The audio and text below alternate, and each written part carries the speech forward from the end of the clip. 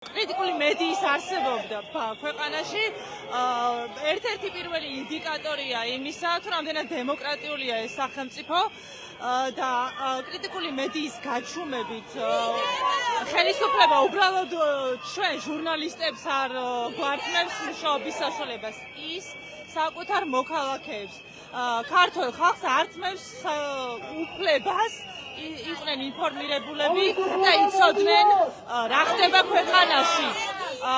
ძალიან ბევრი კანონი იყო ქართულმა ოცნებამ ბოლო თვეებში რეპრესიული კანონები, რომლითაც ონლაინ კრიტიკულ მედიას ემუქრება დღეს დახურა. ეს არის ის, რომ მედიები ვეღარ იღებენ დაფინანსებას, ხელისუფლება მოიაზრებს მას უცხოეთის აგენტებად და სხვადასხვა კანონით პირდაპირ არის გათვალისწინებული სისხლის სამართლებრივი პასუხისმგებლობა ჟურნალისტების.